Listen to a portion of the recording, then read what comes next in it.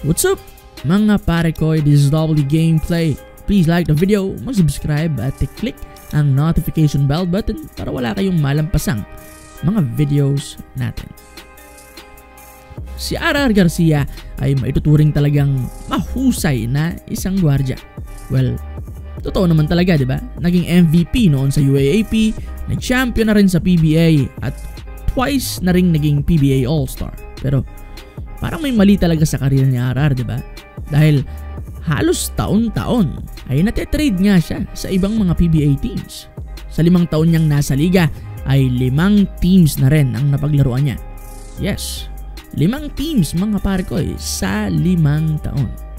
Ang dami agad, di ba? Pero ang mga teams nga na iyon ay Global Port Batang Pier, Barako Bull na kalaunan ay nabili ng Phoenix ang kanilang team, Star Hotshots, San Miguel Beermen at ang pinakahuli ay ang TNT Katropa na binitawan rin siya nitong nakaraan lang.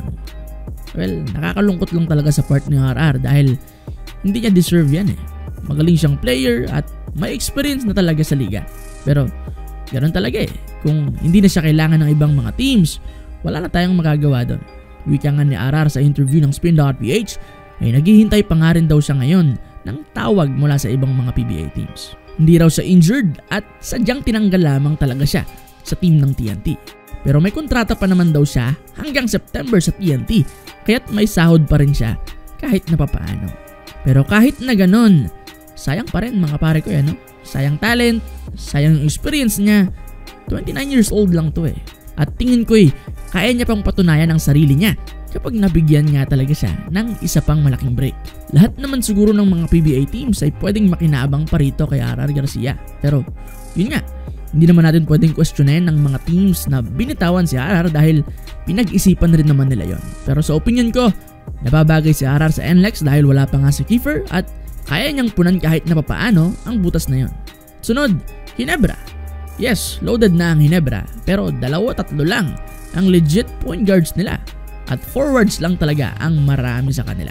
Sunod ay ang rain or shine nila as 2 pointers dahil karamihan sa kanilang mga gwardya ay komportable sa 2 while si RR naman ay kaya talagang mag-1. Pero ito nga lamang para sa aking opinion, ang the best pa rin na solusyon para mabawasan na ang ganitong mga pangyayari ay sana'y madagdagan na ulit ang mga PBA teams. Diba? Ang daming mga talents kasing nasasayang kung saan pwede pa sanang makabuo ng 1 hanggang 2 PBA teams pa siguro. Pero ganun talaga. Abangan na lang natin kung may kukuha pa kay RR Garcia. Like and subscribe. This is W Gameplay. Thank you for watching. I'm back. Mga pare ko Bye.